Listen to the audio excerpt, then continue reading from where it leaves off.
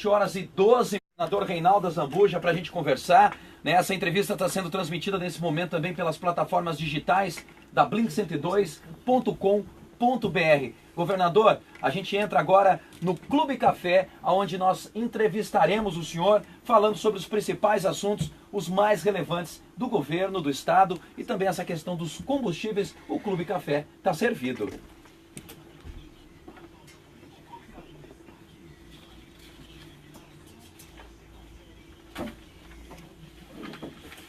Muito bom dia, governador Reinaldo Azambuja, seja bem-vindo à Blink 102. O seu bom dia aos nossos ouvintes que nos acompanham.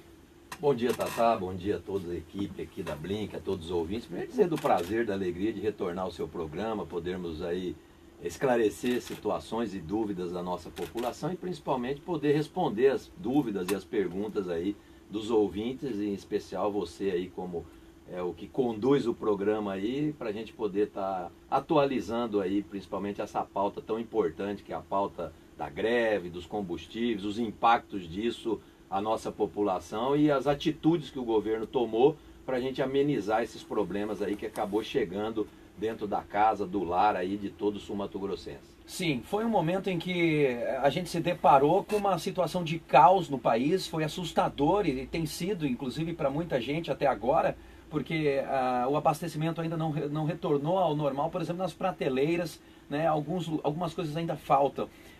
E diante desse desespero todo que a gente vinha passando, governador, a gente viu um esforço muito desastroso do governo federal em tentar negociar com os caminhoneiros, tentar ajustar um valor de desconto em cima de PIS e COFINS, e aí a Câmara, né, dos deputados acabou aprovando uma lei toda estranha, com números de bilhões errado, né? O Senado, inclusive, falou, opa, peraí que eles aprovaram uma lei com números errados, fizeram a conta errada e tiveram que atrasar ainda mais a negociação, né? Baseado nisso, né, os governadores estavam todos atentos ao que o governo federal também faria. Eu queria que o senhor desse um pouquinho da sua experiência, do que aconteceu nesse meandro, nesse tempo, para só depois a gente falar definitivamente agora do óleo diesel na ponta final. Primeiro, né, Tata, a gente fazer rapidamente uma contextualização sobre a política de preço de combustíveis. O Brasil mudou a política de preço da Petrobras. Antigamente ela tinha um subsídio, que ela segurava o preço da gasolina e o óleo diesel, mesmo com a alta do petróleo a nível internacional. Isso mudou. A cada subida do petróleo a nível internacional, que é medido pelo dólar, a Petrobras ou subia um pouquinho ou baixava. Na maioria subiu porque o petróleo saiu de 38 dólares para 79 dólares o barril, num curto espaço de tempo. E hoje, o dólar hoje já está a 90. E o dólar, você sabe, desatrelou de 3,17 para 3,76. Então isso causou um impacto enorme com uma inflação reduzida. Chegou no bolso de todo cidadão e cidadã do Brasil. Isso é uma política, não quero discutir porque ela é a federal, mas é equivocada.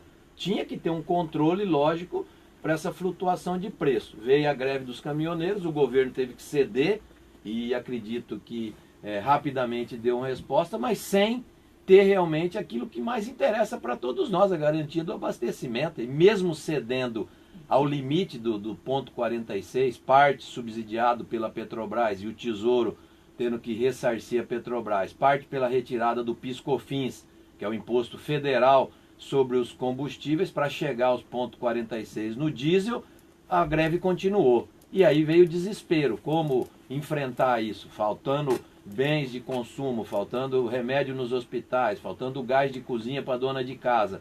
E aí que entrou realmente as negociações, os comitês de crise estabelecidos, reunimos com categorias, conversamos com segmentos organizados para tentar primeiro restabelecer o ir e vir das mercadorias. Acho que esse foi o ponto. O senhor foi um dos primeiros governadores a conseguir destravar, vamos dizer assim, né, o que estava aqui no posto Caravaggio. Aqui, o senhor conseguiu entrar num acordo com os caminhoneiros na redução do ICMS. O senhor já tinha tido uma experiência anterior que não tinha sido das mais, vamos dizer assim, felizes, porque no final da ponta do negócio não deram a contrapartida do que o governo estava dando. Será que não vai acontecer a mesma coisa agora? Todo mundo, Tata, aqui é uma desoneração. Todos os segmentos e os setores é necessário isso. Só que os governos têm os seus compromissos, isso é igual a dona de casa. Você tem o seu compromisso diário, você tem um salário que você recebe. Se você diminuir o salário em 20%, vai faltar dinheiro no final do mês para pagar alguma coisa. Você vai ficar devendo para alguém. E os governos não é diferente. Agora, a atitude que nós tomamos foi, primeiro, negociar, sentar na mesa e garantir, diferente do que nós fizemos em 2015, que nós fizemos uma lei com prazo estabelecido. Por quê? Porque o setor de distribuição de combustível, que é as distribuidoras e os postos, prometeram ao governo que nós teríamos um aumento do consumo, que não houve o aumento na expectativa que nós tínhamos. E agora tem um compromisso, PROCON, OAB, os próprios postos de distribuidora, que o repasse da lei que nós vamos entregar hoje na Assembleia Legislativa, diminuindo de 17% para 12%, tem que chegar na bomba. Eu não sei se você acompanhou os noticiários ontem e hoje. Qual que é a grande discussão? Cadê os pontos 46 que ainda não apareceu do que o governo federal deu de desconto? Então nós somos fiscais. Nós todos, o cidadão, tem que ajudar a fiscalizar. Porque a hora que diminuir, dá mais competitividade, vai vender mais óleo diesel, as mercadorias vão circular num custo menor, porque frete hoje incide sobre praticamente todas as mercadorias distribuídas no Brasil. As mercadorias que chegam no Mato Grosso do Sul têm um custo de frete embutido.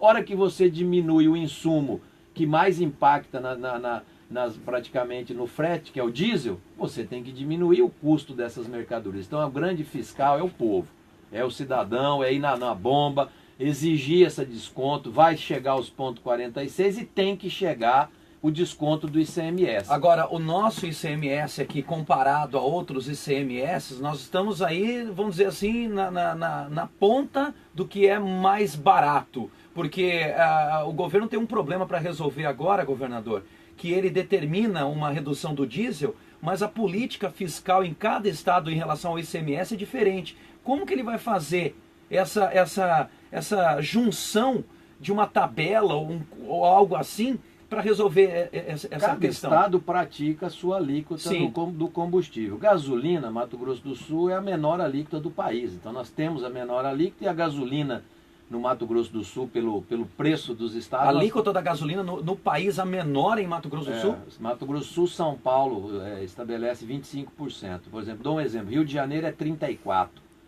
Minas Gerais 30%, Goiás 29% e outros estados, cada um nosso aqui 25%, 25%, que é a menor alíquota. No diesel, nós estamos no intermediário, nós temos a maior alíquota que é 19% e a menor é 12%, que é São Paulo, Paraná. Então nós estamos igualando a nossa alíquota de combustíveis ao Paraná e São Paulo, como nós fizemos em 2015, com uma pequena diferença, Tatá.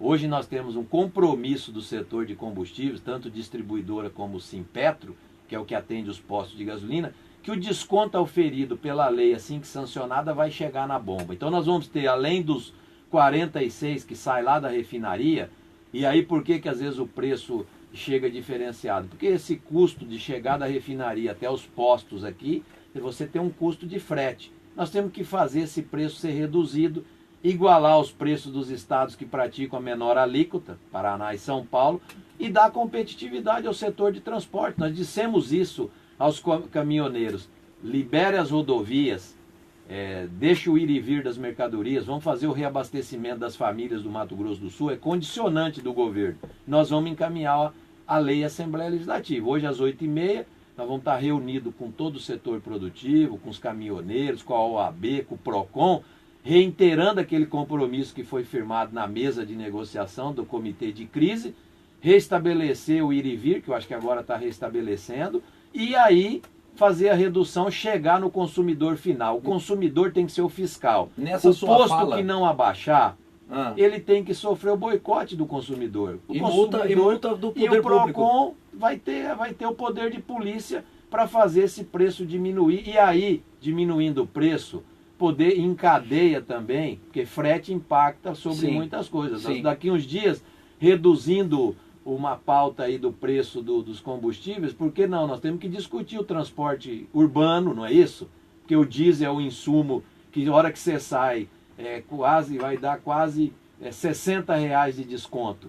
0,60 centavos de desconto. Isso tem que impactar também na passagem de ônibus. Claro, é uma discussão que vai estar aberta aí, como outros segmentos vão discutir a questão da desoneração de alguns preços, e a gente espera o quê?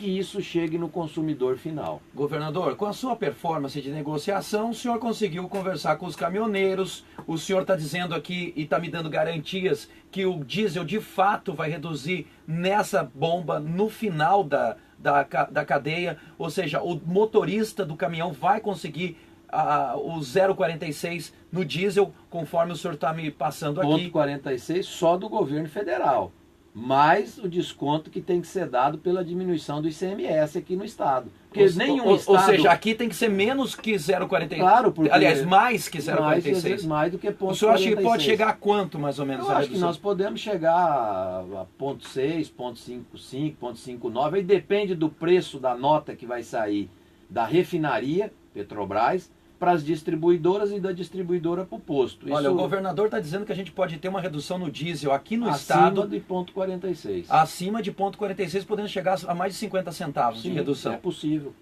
Agora, como que consegue uma performance dessa no estado e por que não consegue a mesma performance no Brasil? Olha, cada estado tem a liberdade do trabalho do seu ICMS. Eu acho que a atitude que foi tomada no Mato Grosso do Sul foi correta. Primeiro, sentar na mesa e negociar com todos aqueles que estavam impactando o ir e vir das pessoas e criando um desabastecimento. Isso é muito grave.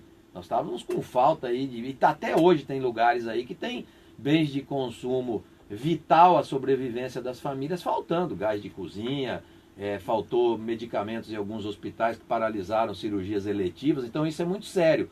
Primeiro, restabelecer o ir e vir, que é o direito de qualquer cidadão brasileiro. E com atitude propor uma redução para impactar o preço menor ao consumidor final. Quem que é o grande fiscal disso? É o próprio consumidor, é o cidadão e a cidadã que abastece no Mato Grosso do Sul, os caminhões que trafegam pelas nossas rodovias.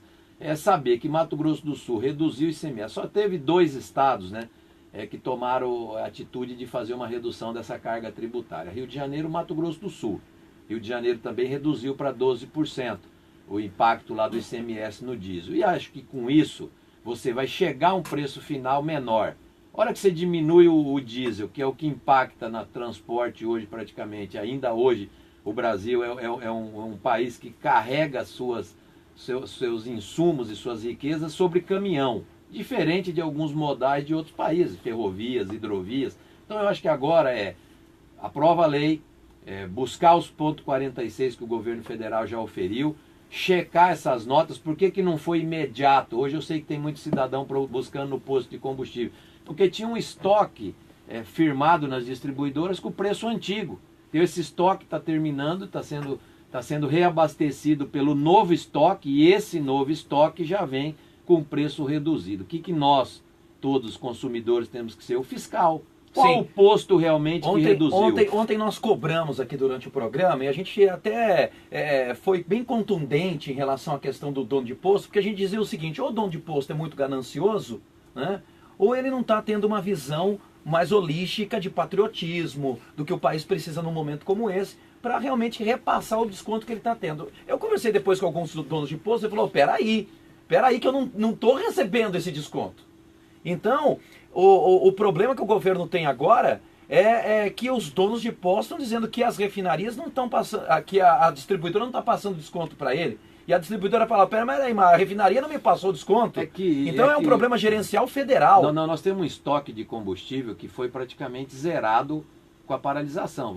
Hoje o Mato Grosso do Sul ele é abastecido praticamente por 2 refinarias, Paulínia e Araucária. Paulínia São Paulo, Araucária Paraná, ali ao lado de Curitiba. E essas refinarias mandam o diesel e a gasolina para Mato Grosso do Sul.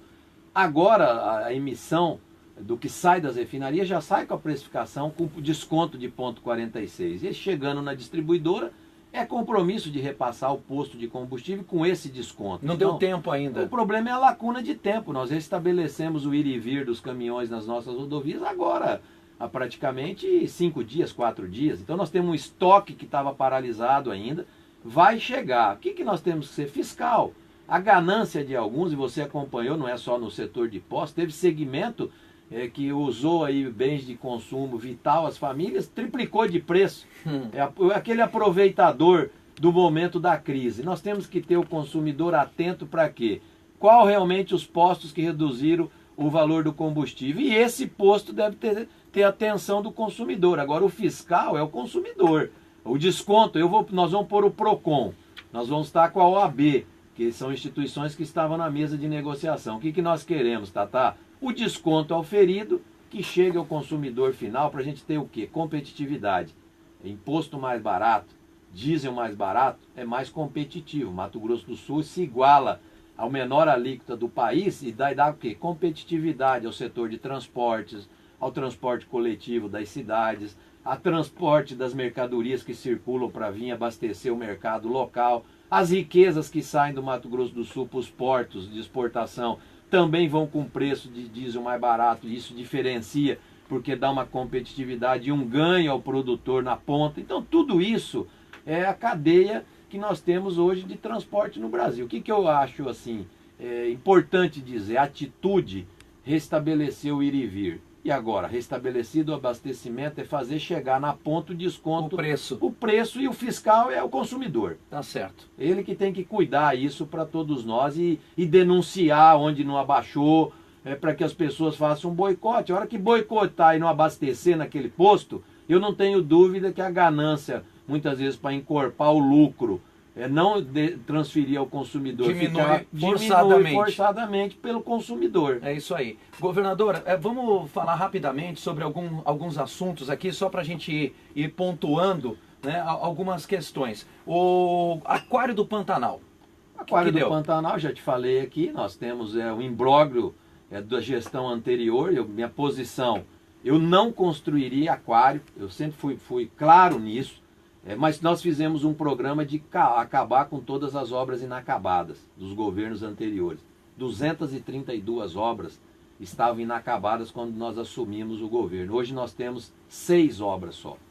Terminamos então, mais de 220 e poucas obras foram concluídas, entregues, estão atendendo a população. O aquário, eu disse, se eu tivesse que escolher entre gastar na época, como eles gastaram 213 milhões, foi pago no aquário, licitou por 88, pagou 213, falta ainda 37 milhões para concluir. Fizemos a planilha dos itens que falta, fizemos um acordo com o Ministério Público e o Tribunal de Contas para a conclusão do aquário e entregar à população aí. Tem uns que defendem, outros são críticos, acho que não deve terminar. E na sua gestão? Só que eu pedi que eu queria a homologação do Poder Judiciário, porque eu não quero ser responsabilizado pelos problemas do passado. Isso está sendo investigação de órgãos de controle, o porquê que contratou por 88 milhões e pagou 213 milhões naquela obra. Agora, para concluir, falta 37. Se a Justiça disser que homologa o acordo que nós assinamos com o Tribunal de Contas e com o Ministério Público, o governo vai avançar para a conclusão das obras. Se a Justiça falar que não homologa, nós não vamos pôr a nossa digital. E está na mão de quem isso daí? Do Tribunal de Justiça. Do Tribunal de Justiça. O Tribunal precisa decidir, porque o juiz de primeira instância negou homologar o acordo, ele não concordou, e a gente respeita a decisão judicial. Nós recorremos ao Tribunal de Justiça e a decisão é do tribunal. Se ele disser, o Estado pode contratar uma empresa, está aqui a planilha dos itens, 37 milhões, aí termina o aquário. Agora, o que deve ser pensado será que aquário é prioridade para a população? Nesse momento não, né? Não é nesse momento. Nós temos as prioridades dos hospitais, nós estamos construindo aí mais de 3 hospitais novos, já entregamos 2, creches que falta hoje para alunos, escolas que nós temos aí problemas e que são vivenciadas. Então, é uma questão de elencar a prioridade com a escassez do dinheiro público. Na época ele elencou de construir aquário. Eu fui contra desde o começo, as pessoas se lembram. Agora, eu também sou contra deixar a obra inacabada. Quantos elefantes brancos ficam aí e começam uma obra... e deteriorando. Não foi o governador Reinaldo que começou, não importa, vamos terminar. Porque a hora que você termina, nós terminamos universidade, nós terminamos escolas, nós terminamos presídios, nós terminamos delegacias, nós terminamos rodovias que estavam inacabadas há anos, para dar o quê? Respeito ao dinheiro público. Iniciou, tem que terminar. Porque aí você cria, a obra tem início, meio e fim. Então, obra inacabada a zero foi para isso. O aquário depende de uma decisão judicial. A gente entra agora num outro assunto, que é a questão da segurança pública, né? O governo do estado fez um investimento em fardas, em armamento, fez um investimento em viaturas, né? Eu acho que a título de viaturas talvez nós tenhamos as viaturas mais bonitas do Brasil, né? Tem pessoal que faz selfie com a viatura e tal. É até curioso. Agora, a gente tem como a demanda principal aqui em Campo Grande e no estado é saúde e segurança. As duas estão atreladas, né? O governo do estado, até o final agora da sua gestão, mantém esses investimentos? Mantém. Nós temos aí, você acompanhou, a estruturação regional da saúde, Hospital do Trauma, Hospital do Câncer, acelerador linear, caravana da saúde. Só em Campo Grande a primeira etapa fez 26 mil cirurgias. Agora a caravana na escola, porque nós estamos atendendo um problema da saúde dos alunos da rede pública. O baixo rendimento escolar, o que nós identificamos? Problema de visão e de audição. O aluno não enxerga direito ou não ouve direito. De 19 mil alunos de Campo Grande que já passaram pela triagem, 4.200 identificaram algum problema. Então nós estamos falando de 22% dos alunos ou tem problema de audição e visão. Isso impacta no rendimento escolar. Todos os alunos de Campo Grande e do Mato Grosso do Sul vão passar pela caravana. Aí o estado vai doar gratuitamente o óculos e o aparelho auditivo. O que nós vamos fazer com isso? Melhorar o desempenho escolar dos alunos da rede pública. Só as cirurgias eletivas de Campo Grande, da caravana, em Campo Grande, 27 mil cirurgias realizadas para Campo Grande, estou falando capital. No estado todo, 58 mil cirurgias. Qual que era a média que o governo fazia anteriormente? Entre 1.000 e 1.200 ano. Nós fizemos em 3 anos e 5 meses, para agora em mais de 50. 58 mil. E agora nós vamos de novo, a etapa da caravana não parou, nós vamos vir agora com uma nova etapa para ver se a gente consegue zerar essa fila. Eram muitas pessoas aguardando, e nós vamos ter na região de Campo Grande talvez mais 12 mil cirurgias disponibilizadas, exames de ultrassom, exames de ressonância magnética, exames específicos com as especialidades. Isso ajuda na ponta aquele que muitas vezes procura no posto de saúde, não consegue a consulta, não consegue a ressonância, a tomografia, para a gente ajudar nisso. Enquanto isso, uma teia na saúde de organização dos hospitais regionais. Ponta Porã tem o Hospital na Fronteira, Coxinha, hemodiálise, tomografia, Nova Andradina, UTI que não tinha, ressonância, tomografia, Naviraí, hemodiálise que não tinha, agora está tendo a construção ali, Hospital Regional de Três Lagoas, Hospital Regional da Grande Dourados, Hospital de Cirurgia da Grande Dourados para atender as eletivas daquela região, cirurgias eletivas sendo pautadas em todas as regiões contratadas pelo governo do estado. É uma resposta que antigamente, em 2015, tudo vinha para Campo Grande. Sim. Ponta Porã, quem precisava de UTI, capital. Nova Andradina, região lá, capital. Aquidauana, 17 máquinas de hemodiálise nova e 10 leitos de UTI. Vinha para a capital. Então nós criamos uma teia de atendimento e estamos organizando um sistema de atendimento regional para diminuir o fluxo para Campo Grande e Dourados principalmente. Segurança pública que você falou. Explodiu a violência no Brasil. Quem Sim. acompanhou de 2016 para cá, o mapa que mede a violência coloca assustadora a explosão da violência. Números de guerra. De guerra, gigante. O Brasil vive uma guerra civil de pessoas não declarada, né? 3 estados hoje que têm os melhores resultados. Um deles é Mato Grosso do Sul. Mesmo enfrentando o abandono das forças federais nas fronteiras, que é uma realidade, você viajou já pelo mundo todo, você conhece um pouco. Quem que cuida das fronteiras nos países aí? Polícias federais dos países. Entra Sim. na Argentina, vê lá quem que vai te parar nos caminhos ali. Vai para qualquer país do mundo, você vê. E aqui quem cuida das fronteiras nossas é o DOF. Departamento de Operações de Fronteira, Polícia Rodoviária Estadual. Com verba estadual. Com mapa que mede a violência no país, colocando o Mato Grosso do Sul entre ali o primeiro e o 5º estado mais seguro do país. Quer dizer, diminuiu o homicídio, diminuiu roubo e furto. A polícia, nós fizemos concurso, chamamos do concurso, fizemos outros concursos, mesmo na diminuição financeira. Chegou ao cúmulo, Tatá, de intervenção federal no Rio de Janeiro. Rio de Janeiro tinha acabado de passar por uma Olimpíada e uma Copa do Mundo. Foi 2 eventos a nível mundial que veio para o Brasil, veio para o Rio especificamente, e hoje o Exército está nas ruas do Rio. Olha hoje de manhã quem viu o que está acontecendo em Minas Gerais, Rio Grande do Norte. Então essa explosão de violência foi contida com muito esforço. Equipamento, estrutura para a polícia, comunicação, inteligência, enfrentando a fronteira praticamente sozinho. Eu cobrei da presidenta Dilma e dei um programa de fechamento das fronteiras. Entreguei para o Temer e para a sua equipe de segurança o mesmo programa. O que nós queremos do governo federal? A parceria. Dá uma fortalecida na Polícia Federal, dá uma fortalecida na Polícia Rodoviária Federal e traz a Força Nacional para a fronteira. Você resolve o problema do país. Porque quase. Não adianta. O problema do tráfico de armas e drogas, eu não sei se acompanhou Rio de Janeiro, ontem. São Paulo. Ontem prenderam fuzis em Três Lagoas. Quer dizer, já estava no meio do caminho para chegar no grande centro. Ele sai aqui da Bolívia e do Paraguai. A droga que vai lá para o tráfico e para a organização criminosa nos morros do Rio de Janeiro, ela não é produzida no Brasil.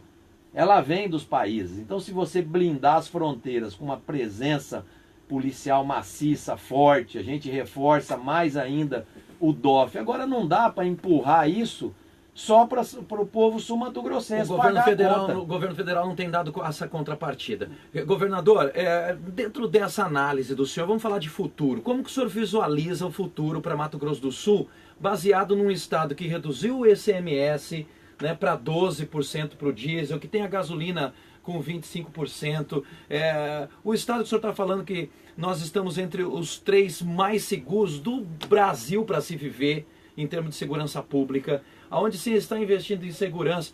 Agora, para o futuro, como que a gente visualiza a questão industrial, por exemplo, em Mato Grosso do Sul, para que o Estado possa deslanchar numa outra velocidade? Qual que é a visão do senhor nessa questão? Quem acompanhou na comemoração na semana anterior, a Semana da Indústria, o Dia da Indústria, viu os resultados ali do programa de incentivo fiscal, da pactuação com o setor industrial, mais de 12 mil novas vagas de emprego. Quem acompanhou a taxa de desemprego a nível Brasil, Mato Grosso do Sul é o segundo estado com a menor taxa de ocupação. Então nós temos o segundo menor nível de desemprego perante a toda a população ativamente pronta para o trabalho. Isso é fruto do quê? De uma política estabelecida nos anos de crise, que dialogou com os segmentos. Mato Grosso do Sul recebeu quase 36 bilhões de reais em empreendimentos produtivos. Sexta-feira nós vamos inaugurar aqui em Campo Grande, ali no Polo Industrial do Indu-Brasil, que o Estado investiu ali quase 8 milhões em parceria com a Prefeitura de Campo Grande, para receber a maior fábrica de proteína texturizada de soja da América do Sul. Vai inaugurar aqui no polo ali, o quê? É emprego, é oportunidades. Então isso tudo não acontece por acaso, né? Política, tem gente que prega milagre. Não tem milagre. Ou você faz gestão e com uma equipe enfrenta os desafios que nós enfrentamos da crise.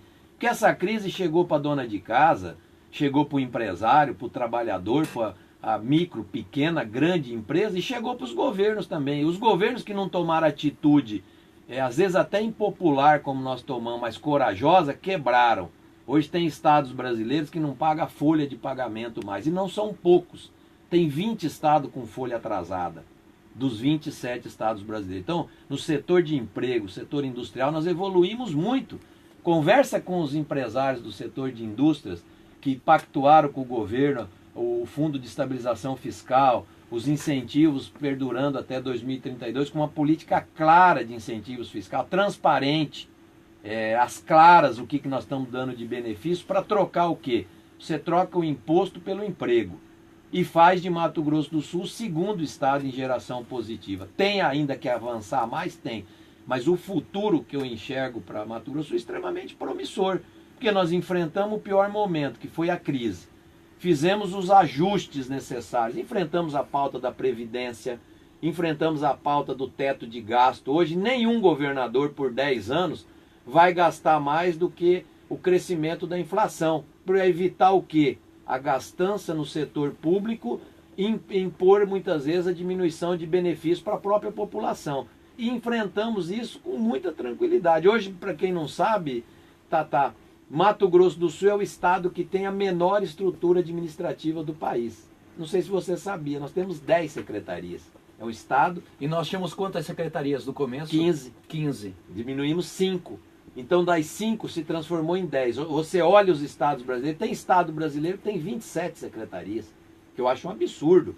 Com 10 bem organizada, uma equipe coesa como nós temos, o funcionalismo público sendo o grande ator desse trabalho e das transformações. Agora, nesse ajuste das secretarias, aí o senhor virou o bicho papão para muita gente, né, do funcionalismo público, né? Que é necessário. Que não gostou. Eu te pergunto, se o Estado não toma atitude de enfrentar essas pautas muitas vezes impopulares, mas necessárias, será que nós estaríamos hoje pagando salário em dia? Será que nós estaríamos hoje com investimento do governo do Estado em habitação, saneamento e infraestrutura? Quando falo em infraestrutura, é estrada, é asfalto urbano, é pontes de concreto. Nós vamos dobrar o número de pontes de concreto em 4 anos. Nós vamos levar obras, estamos levando por 79 cidades, coisa que nunca aconteceu. Pode perguntar aí para os prefeitos. Eu dou exemplo meu. Eu fui prefeito de Maracaju por 8 anos, convivi com 2 governos. Em 8 anos de prefeitura eu tive 2 convênios de transferência voluntária com os governos da época. Um de 60 mil, outro de 80 mil. Hoje a maioria dos municípios do Mato Grosso do Sul tem milhões de investimento do governo do estado. Fruto do quê? De milagre? Não. De economia que nós fizemos para poder transformar aquilo que o cidadão paga em benefício para ele mesmo nas 79 cidades do estado. E hoje isso está ocorrendo no Mato Grosso do Sul. Governador Reinaldo Azambuja aqui no Café com Blink, conversando conosco. Agora, 7 horas e 43 minutos. A gente vai agradecendo a presença do governador, né? As suas considerações finais, governador. Muito obrigado pela presença do senhor, pelos esclarecimentos. E a gente espera poder conversar em outras ocasiões e esclarecer, inclusive, né, a gente espera, né, essa questão do diesel, né, de uma vez por todas, que chegue ao consumidor final, que é o nosso desejo maior. Um bom dia para o senhor e um bom trabalho. Tá, agradecer a você, a toda a equipe, e só pedir ao nosso ouvinte, ao cidadão e à cidadã, que seja o nosso fiscal. 8h30 eu vou entregar a lei na Assembleia Legislativa pedindo regime de urgência na votação. O que a gente espera? Aprovado, sancionado e publicado, entrou em vigência, reduzir na bomba. A hora que o consumidor for o fiscal para realmente olhar o posto que chegou o desconto dado pelo governo federal e dado pelo governo estadual, nós vamos ter aqui o diesel talvez dos mais baratos do Brasil. Ótimo. A gasolina, nós já estamos hoje com a 3ª gasolina mais barata do Brasil em Mato Grosso do Sul, para a gente poder ter competitividade, diminuir o custo na ponta das nossas mercadorias e poder transformar isso em benefício de todos, não pode ser de alguns. Em 2015 acabou se transformando em benefício de alguns que engordaram o lucro no bolso. Agora esse benefício tem que repassar para todos, e o fiscal é o consumidor, então a gente pede realmente esse apoio na fiscalização e na ponta para a gente poder realmente fazer o diesel mais barato do Brasil, um dos mais baratos aqui no Mato Grosso do Sul. Esse foi o Clube Café dentro do Café.